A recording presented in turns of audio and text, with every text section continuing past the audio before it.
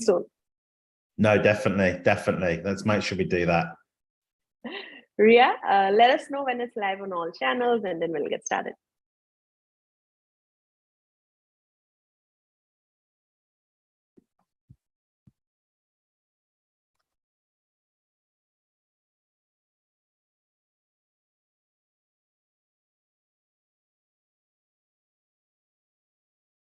Yeah, good to go. All right.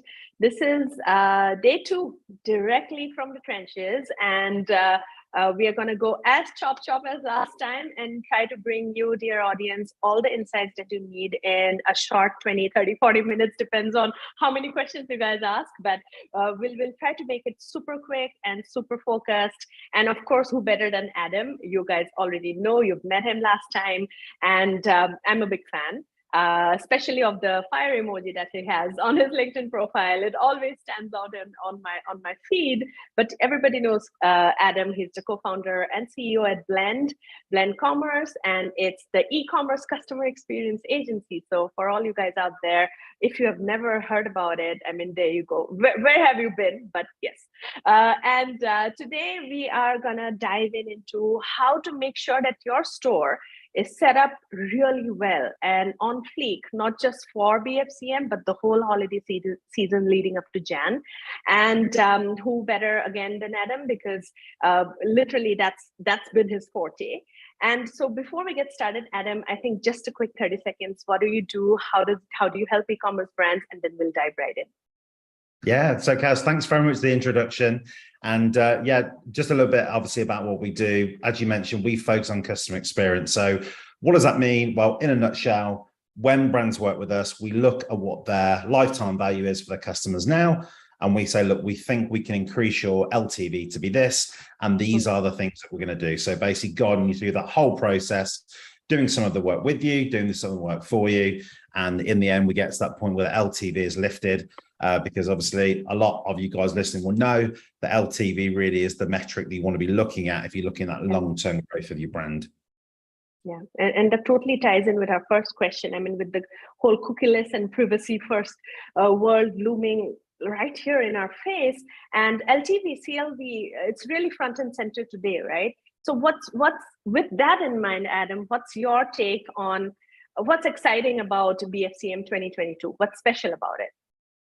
Yeah, I mean, look, I think that the special thing about this year is that because of what's happening in the economy, it's a little bit of an indicator. I think particularly, those merchants who are probably listening in the US and the UK in particular, everyone's a little bit unsure about what is going to happen with the economy in terms of people spending.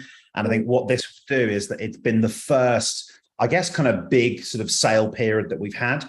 So we'll kind of see from this, I think, in the trends in terms of what we can expect over the next sort of 3 to 6 months. I don't know whether it's going to be, some people are saying it's going to be huge, some people are going to be small, but that's the same every Black Friday, Cyber Monday. But for me, this is really an opportunity for brands to see what people are doing with their spending power now, because as we all know, sort of September, October can be a little bit quieter. We'll see what happens in that Black Friday, Cyber Monday period as to whether people still are spending and what they're spending on.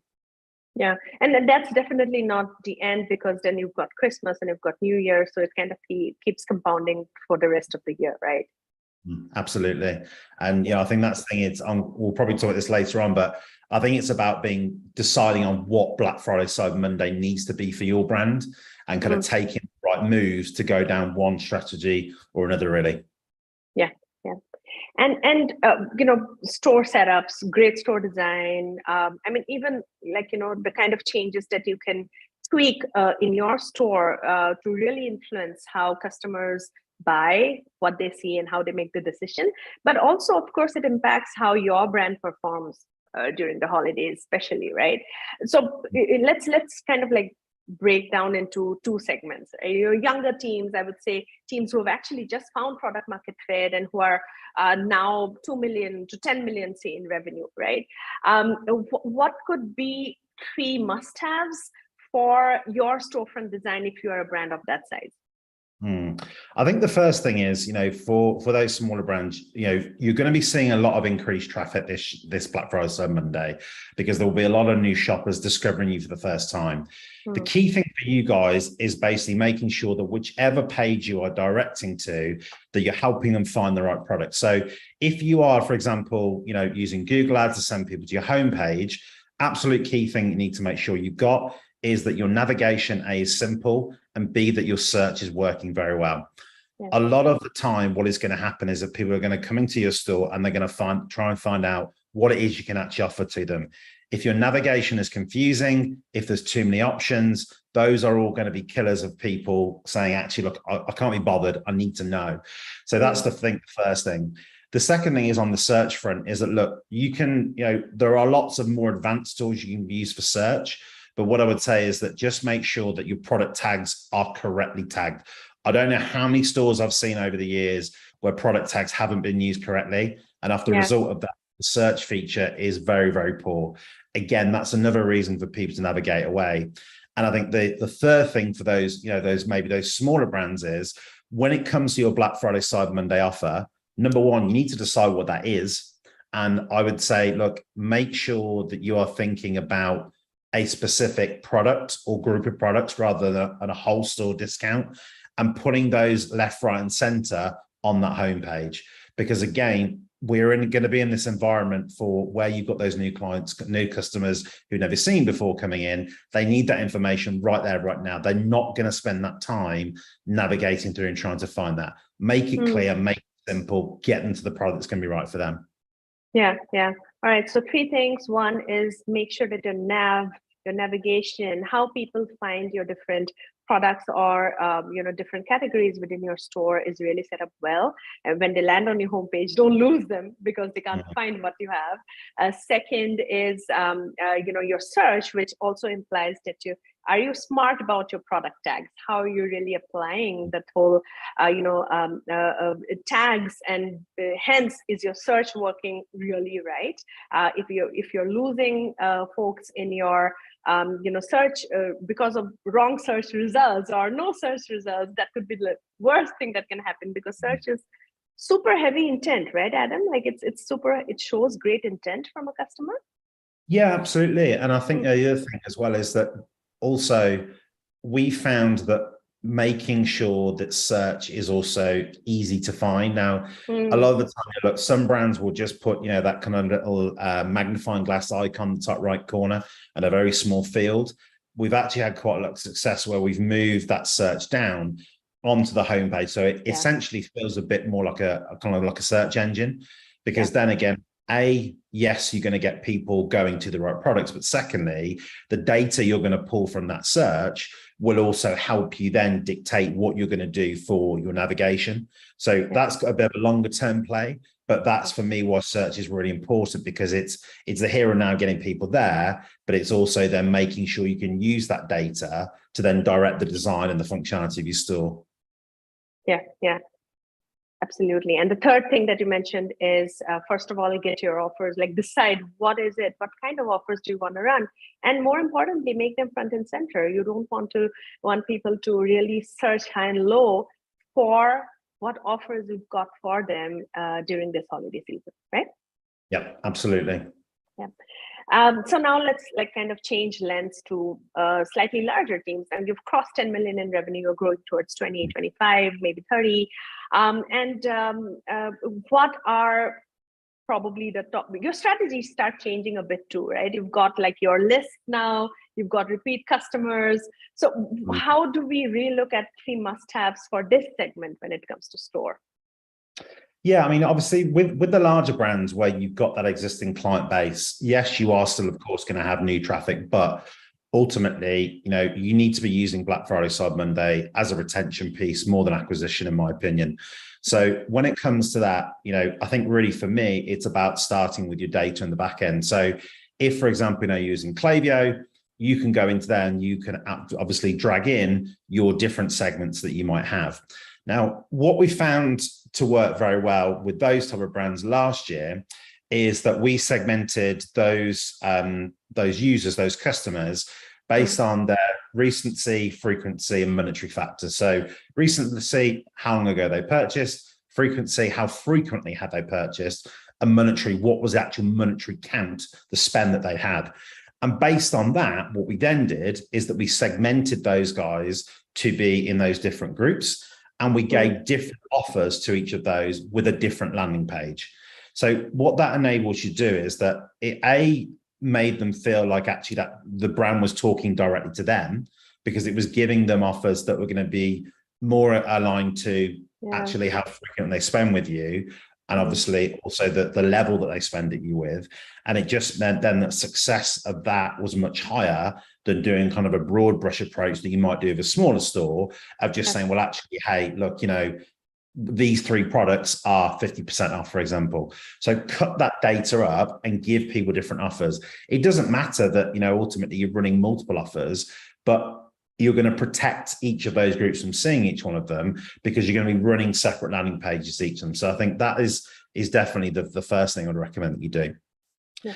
The second thing I would say as well is that another way of looking at it is also looking at really kind of your product map. And what I mean by that is that, ultimately, let's say you're a clothing company, you will have data that will show actually in terms of the journey that a customer goes on with you, is that typically, let's say 50% of people who buy with you start with buying the white sneakers, the blue pants, and then they go on to buy that white t-shirt, for example. You will have that data. It's relatively simple to find.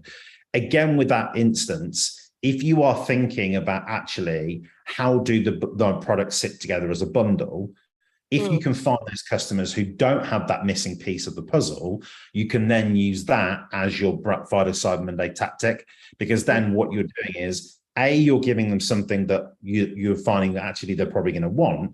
But secondly, it's also then after that, you've got the next product on your mind you're going to sell to them. So actually the data might say that once people have bought that white t-shirt, they then go on and buy the brown jacket. So again, use that to get further down the purchase cadence with those customers. Because ultimately, like when we look at a brand, we look at customer loyalty from 4 purchases onwards. So if you've got that big group of customers on maybe 2 or 3 purchases, if you can use Black Friday, Cyber Monday to get them to the 4th purchase, then you're going to benefit yourself coming into 2023, because then you're going to get more loyalty because they've had those 4 positive experiences for you. So that's what I mean from a retention point of view. With those bigger brands, use it to push people on in their relationship with you. Yes, okay, the margin might be slightly less because of the offer, but it's going to pay dividends for your LTV, because it's then going to get you to those, the bigger purchases into 2023 as well. Yeah. And is there a third, before I ask my question, is there a third tactic or a third must-have that comes to your mind? Yeah, I mean, I think the other thing as well is, I would say it's a good idea to also revisit your post-purchase flows. Because I think, the problem is that can sometimes happen in Black Friday, Cyber Monday, is that when it comes to the after sale experience, customers that are loyal to a brand sometimes get very frustrated, because it can often feel like you're being treated like a new customer. So, for example, a lot of the time, brands will change their Black Friday, Cyber Monday messaging to, hey, thanks for the purchase, thanks for shopping in the sale, so on and so forth. Don't come out of that cadence. So you've got those customers that have been shopping you previously. Treat it like another sale that you've had from them as a loyal customer. So don't, give them, I guess, a little bit of, a boost their ego a little bit, really, is what I'm saying. Keep making them feel special, and don't make them feel like they've come in and just bought this discounted product, because ultimately they're not looking at it that way. Your loyal customers are seeing it as another part of the relationship with you. Keep on going on that route. And one thing that I'm noticing for both the segments is that the top 3 must-haves or the strategies that you just spoke about actually keeps in mind that it's not a one-time sell, but it's actually, in the end, what you are looking at is the long-term LTV, and constantly keeping that in mind, right? No, absolutely. And I think, look, for me, I look at Black Friday, Cyber Monday predominantly as a retention tool. And in 2 ways. One, from the perspective of existing customers, but again, from new customers' point of view, when, your margin is going to be cut on those offer products anyway. Yes, you can be smart with your bundling and your cross sales and upsells to increase that purchase level first. But ultimately, if you can get that customer in as the loyal customer, for me, that's the eye on the prize that brands have got to have. Don't be thinking about Black Friday, Cyber Monday as the payday. Think of the payday in 12 months' time, when that customer you bought and nurtured is now on their 5th or 6th purchase. And that's hard, because ultimately we're all in business to make money. It's great to have that influx of cash from Black Friday, Cyber Monday. But I think, as everyone knows, the success of Black Friday, Cyber Monday is maybe slightly different to it as it was 5 or 6 years ago. It's a bit more of a smaller impact now, but can be bigger. Focus it on the longer term. And totally aligned with that. Like, there was this conversation that I was seeing on Twitter, is BFCM dead? And my take on it, and I think you kind of spoke on a similar line. It's not necessarily to look at just like these individual sales or strategies or events throughout the year as like that one time holy grail that'll just change your business. But actually, how is that a stepping stone to building that quality of customer base who will keep coming back to you, who will help you increase the LTV? And you probably at some point don't have to worry about, how do you continue to acquire, because this base is itself speaking about you enough to get those customers, new customers back to you too. Mm-hmm. Yeah, absolutely. And I think that's the thing. If you like you say, you can keep it, in a way, sort of not get too excited about Black Friday, Cyber Monday from a point of view of the here and now, but actually get excited about it as, okay, this is my opportunity to bring in a new cohort of customers. And secondly, keep pleasing the customers we've got to boost that retention for the longer term as well. Yep. Totally with you. I want to again get back to a little bit of specificity and we spoke about like different segments of customers in terms of segments of merchants and brands in terms of where they are on their revenue journey. But let's kind of dive in also. The needs of different industries of brands also change and are different, right? So what could be some of the secret sauce from your perspective for these different industry segments? Let's go one by one. Say fashion, clothing, apparel, accessories, right? That's sort of a segment. What would you say is a secret sauce that they definitely should have in place before the whole season starts? Yeah. So for apparel, my advice for this would is number one, find a hero product that you're then going to basically use as the offer product. So for example, I remember kind of seeing this with a brand we did last year. They had basically kind of a leather jacket that they were selling. It was a faux leather jacket. It was a very successful selling product that they had. Now, because they'd sold pretty significant numbers of it, they managed to negotiate a deal with their supplier, which meant that the margin was improved on it. But what they did is they used that essentially as the hero for all their marketing of Black Friday, Cyber Monday. They reduced the price on that by 60%. But what they were very clever with is that on the actual product page itself, they then created a bundle builder below which had different looks. Now, what it basically is that it was basically 4 columns below the buy now button. There was a model wearing the jacket using 4 different looks with all those products. And what you're able to then do is you could add the bundle to the bag. So effectively, there was the model with the leather jacket, pair of trousers, t-shirt, and a scarf. That was one bundle. And what was interesting with that is that actually, in terms of the purchases that were made on Black Friday, Cyber Monday, 65% of the purchases that were made were made with that leather jacket. And of those purchases that were then made, 75% of them actually had that additional order on them from one of those bundles. So I think for me, that was kind of proof that, okay, look, actually, when you're doing that, yes, okay, you can build bundles, but you've got to make it so that that hero product draws people in to then go in and buy the products go with them. So I would say definitely on apparel, use that as a strategy. Works great. That's a lovely strategy. I love it. And we definitely should pin it. What about Fmcg? Slightly different space. People usually, it's like lower ticket values, I guess. And usually people have bigger basket sizes. So what should we do? What's the secret sauce? Yeah, I mean, I think the thing with FMCG is that, look, gamification always works very well with FMCG. And what I would say is that from a discounting strategy there, it's a good idea to have kind of a gamified tiered approach. So what I mean by this is that, look, if you are a company, that is selling, lots of, unrelated products essentially. So, you would essentially offer a kind of a tier where, if you buy 3 products, you get X amount off. If you buy 5, you get X amount off, and 10, you get X amount off. And then with that, what you can do in terms of your cart is that it'd be really good to have in there some messaging that says you are, 2 products away from getting 50% off all these products.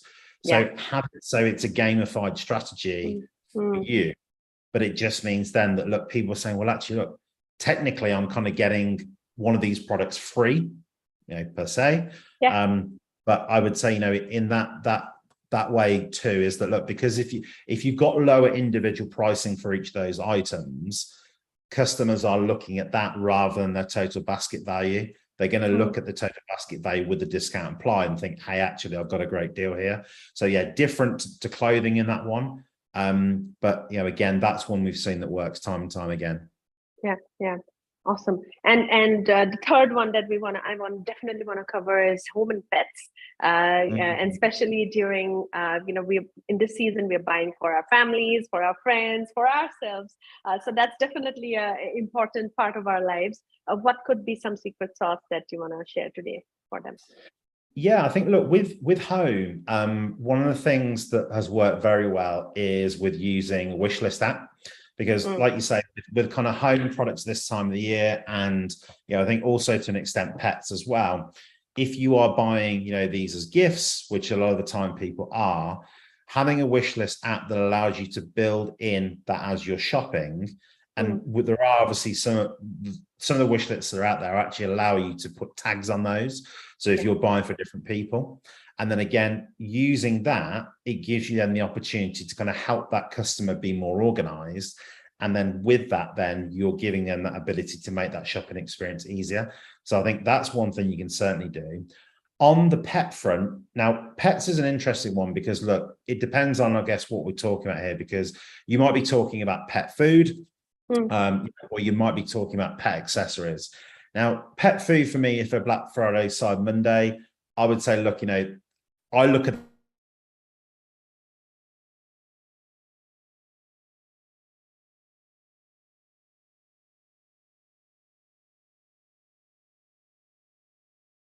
if you are a subscription-based model for pet food, is a Black Friday, Cyber Monday is actually a really good time to bring people in, because a lot of the time, when subscription brands obviously try and bring people on, you're offering them either a discount off their first month, or a free month, particularly as well. But because people are in that shopping mode, you can essentially just repurpose that same offer you've had before, but make it a Black Friday, Cyber Monday offer. Because ultimately at that period, people are in shopping mode. All you've got to do is use the same tactic again, but psychologically, they say, oh, this must be a Black Friday, Cyber Monday special. Actually, I'm going to go and I'm going to purchase with these guys. So you're taking benefit there of what's happening in terms of the whole sale environment, but you're not actually doing anything differently. You're just repurposing your existing offers you might have throughout the year. And then actually you're not doing any damage to your margin at all. So subscription pet foods and subscription in general can actually benefit a lot, because they won't see a hit on their margin because they're using the same tactics they used previously. Yeah. Lot of really important, like battle-tested information there, folks. I hope you are taking notes. And then moving on from industry specificity to kind of like your store and the store funnel. I think some of the strategies that you mentioned, speak about different parts of the funnel. I want to dive in a little bit into checkout, because I mean, it's super important to make checkout not just easy, But I think exciting too, because it as a customer, as a shopper myself, that's the last mile, right? Like if I find something with a lot of friction, or if I find great upsells, great recommendations, which are exciting, and my impulse kicks in, right? So it definitely helps reduce abandoned carts quite a bit. So what could be some of the key points to consider at that super important last mile of your store?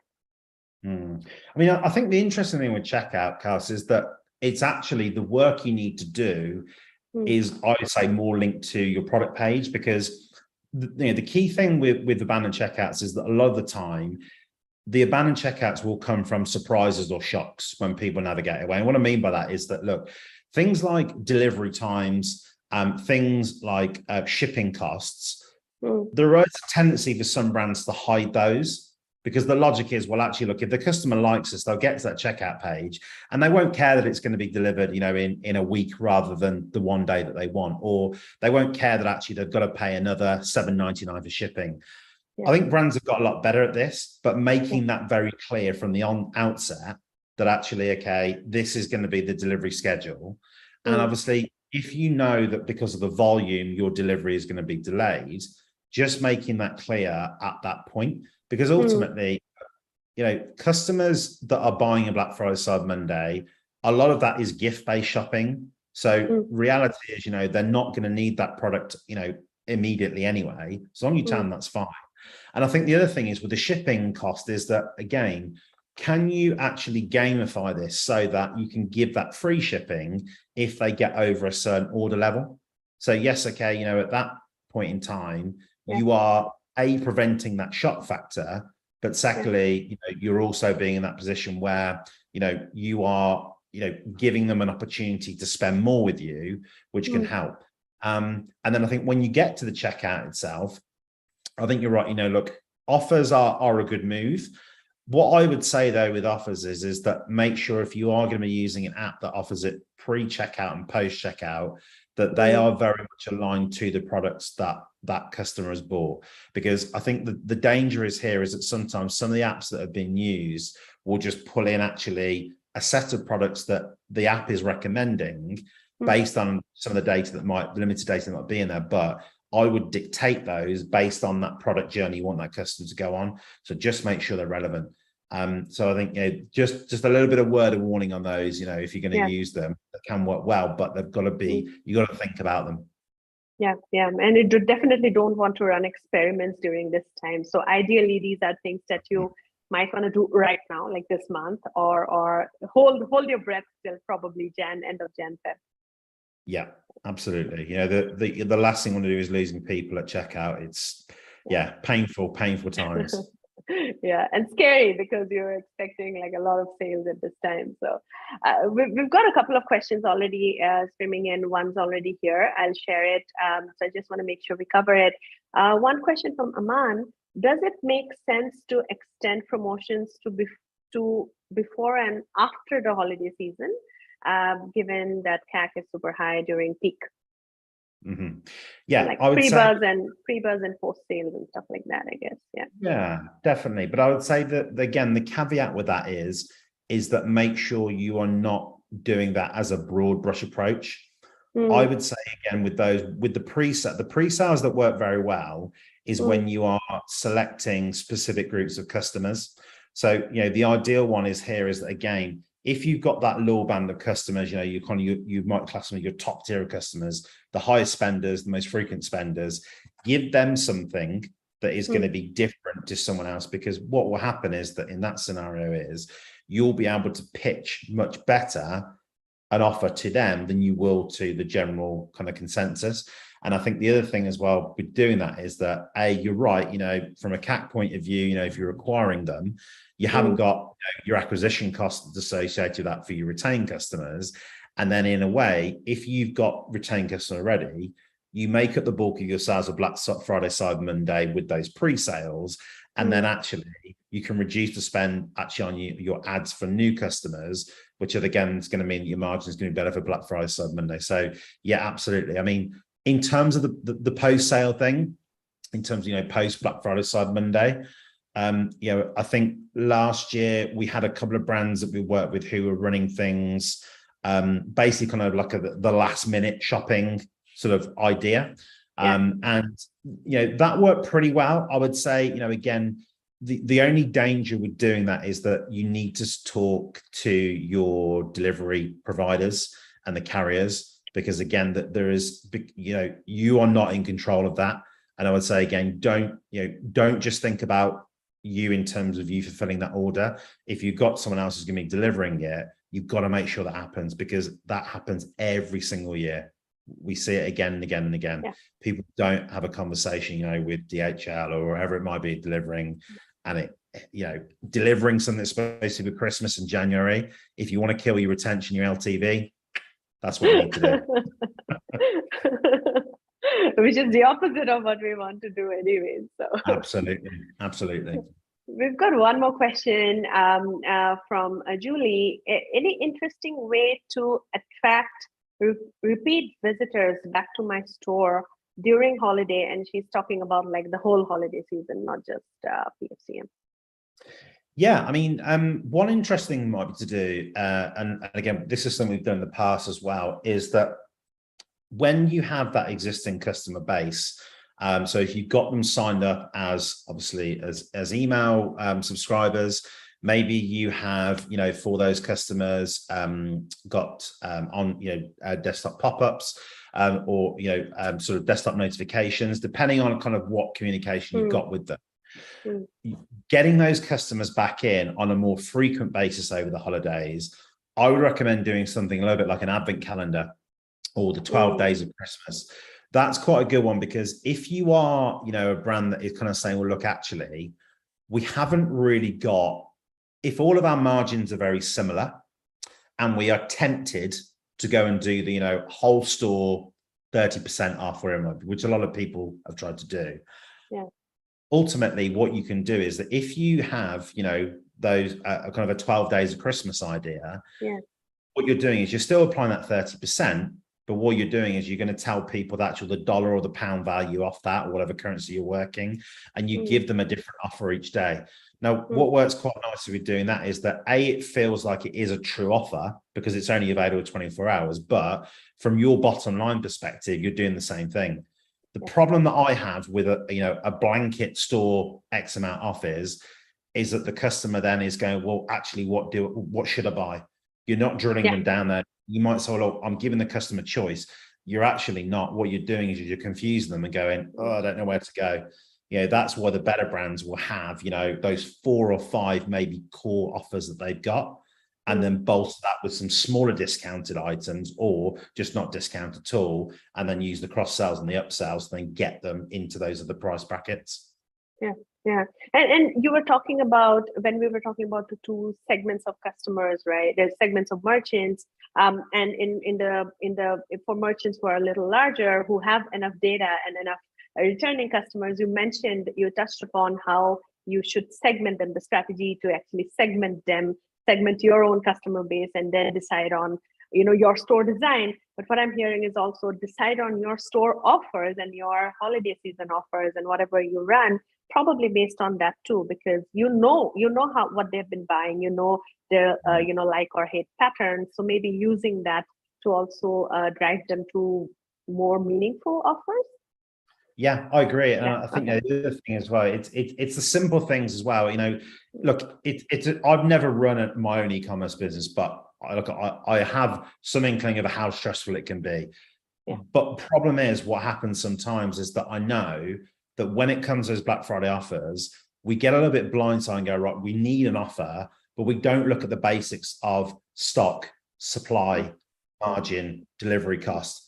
And we get a little bit excited. Oh, it's Black Friday, so we've got to do something. But if you think about sales, from hundreds of years, when people have put a product on sale, brick and mortar stores, what are they doing? In that sale period, they're getting rid of stock that they can't shift, or they're getting rid of stock that will allow them to bring customers in, basically, kind of as like a loss leader to enable them to sell others. Just go back to those basic principles of retailing. Do that with your store to determine your offer, and then attribute those to the right different segments that you've got. Yeah. Love that. That's so meaningful. Go back to the basics. retail's pretty old, age old, and e-commerce need not be any different. Thank you so much, Adam. It's a really, really in-depth conversation. I think even in a short amount of time, we covered a lot of different topics, and we went diving into different strategies that each merchant who's watching, based on your industry and your size of your business, you can actually really apply right now after this live stream. But before we go, Adam, just wrapping it up, a lot of different things that merchants can do, brands can do, but what would be your advice as a roundup? Like, what could be the top metrics to track? One, to check the efficacy of all your different strategies, but also plan ahead for the year 2023 ahead. I mean, I think really for me, looking at your lifetime value or customer lifetime value is the key thing we look at. But in terms of breaking that down, what contributes to it, you want to be looking at average order value, you want to be looking at your conversion rate, and you also want to be looking at your purchase frequency. Really, those three metrics are important all the way throughout the year. And I think, if you can look at those for this Black Friday, Cyber Monday as well, not only in deciding actually who you're going to sell to, how successful Black Friday, Cyber Monday is for you, and also thinking beyond Black Friday, Cyber Monday, for me, that is where I would pay my attention. Yeah, love that. That's a great wrap up for today's session. Thank you so much, Adam. And thank you, audience, for your questions. There are a few more questions, but we'll send them along Adam's way. And, we'll, of course, as usual, convert this into a blog and make sure it's live on our website. So you'll have all the, checklist right there. And Adam, what's the best way to reach you in case someone has a few follow-up questions and they definitely need your help? Yeah, fantastic. Please just find me on LinkedIn, Adam Pearce, P-E-R-C-E. And as Cal says, you'll see a little flame emoji in front of my name. And post some useful stuff, some less useful stuff. But yeah, come and have a chat with me. We will. We sure, all of us, we definitely will.